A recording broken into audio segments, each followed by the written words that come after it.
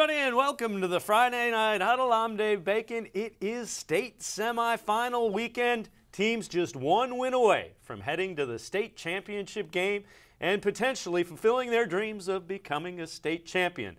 As always, joined by my Friday Night Huddle teammates, Dan Labbe from cleveland.com, Dave Scozen, and Dave Bacon. Guys, we look at it. Let's start with Division I. We'll get right into it.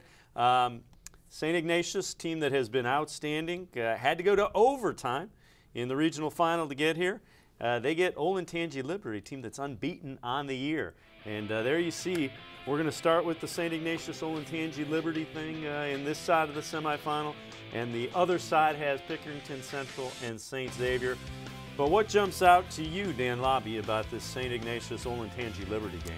Well, for St. Ignatius, probably breathing a sigh of relief that they advanced after last week, as St. Edward really gave them all they could handle and took them to overtime. You know, had a nice drive at the end of the game, maybe with a chance to win. So for St. Ignatius, you know, they kind of passed that test. You always have to get past somebody that maybe, get a game that maybe you shouldn't have won to get to a state championship. And Ignatius beat their rival last week and were able to do that. But now they've got to deal with Liberty and Brendan White. And they do, but here's the but, if you're Liberty, they played from behind last week and they were able to overcome that deficit, come back and beat Lorraine. You can't do that and rely on being able to do that when you're playing St. Ignatius. We saw it happen with Solon. We've seen, even during the regular season, how far behind St. Ed's fell at the game at First Energy Stadium. So I think that's the big concern if you're Liberty tonight, is you've got to stay in that game. You can't count on the idea that you're going to be able to come from behind.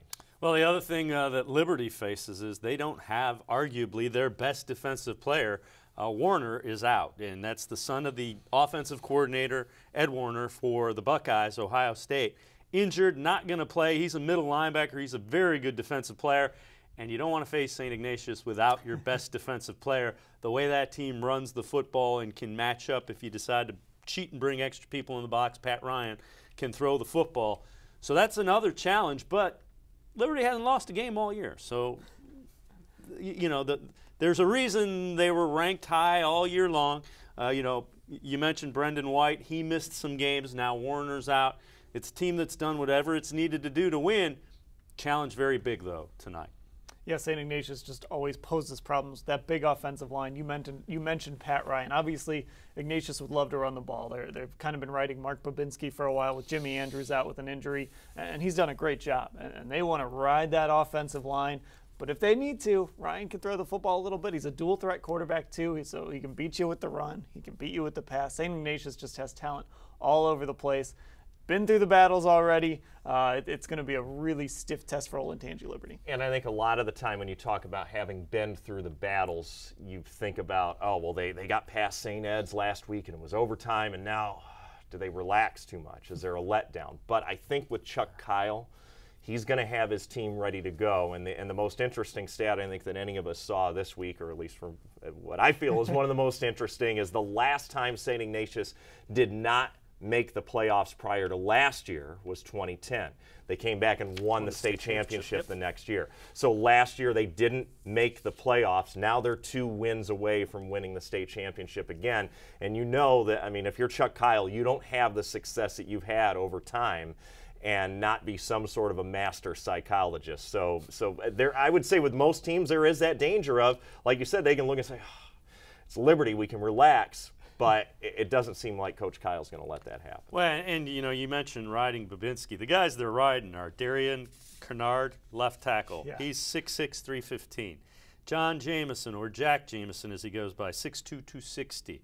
Their center is 6'1", 285. That's John Spellacy. He's headed to East Carolina. Tyler First, their right guard, 6'1", 285. And their right tackle goes 6'4", 310. That's Brian Almady. That's a big offensive line, and those guys can move some people around. As usual, we have cleveland.com reporters at all of the sites. Matt Gould is the one that will be covering the St. Ignatius Olentangy Liberty, and Matt Gould joins us with this preview. Take it away, Matt.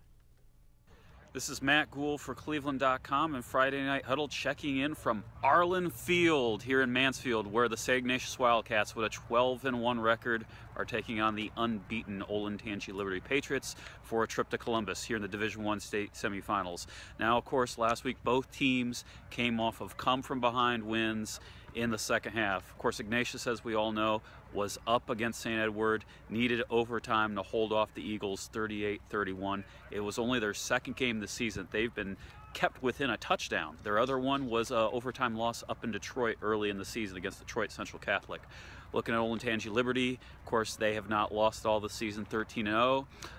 Although they came close to it last week, Lorraine gave them quite the push, and Liberty had to come back for a 24-20 win. Of course, we all know with Liberty and the Patriots, Brendan White, the Ohio State commit, is the one to watch. He plays just about everywhere for this team. He played at quarterback to start the year. He plays there at a wildcat spot, running back, receiver, safety, and linebacker. Of course, I think with the Buckeyes like him at safety, so we'll see what kind of matchup problems he can prevent for the St. Ignatius D, which has a ton of shutouts. I think 5 was the last time I noted it. I might have lost track of how many shutouts St. Ignatius has had this season, but we'll see how Olentangy Liberty can push them. And of course, it's more than just him. Mitchell Okuli, a sophomore quarterback, has passed for over 1,000 yards, really taking that quarterback job when Brendan White had his leg injuries earlier this year and had to miss a couple of games.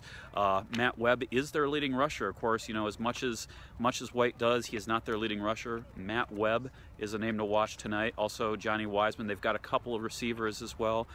This Liberty team has been quite potent. We'll see if they can become the third team that keeps Ignatius to a close game. That's it for now. I'm Matt Gould at MGOUL on Twitter. Follow me all night for updates. We'll have video highlights from this one. All right, we'll check in with Matt Gould throughout the night.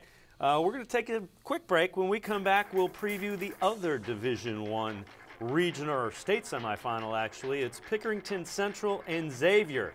On the other side of break, you're watching Friday Night Huddle. We'll be right back.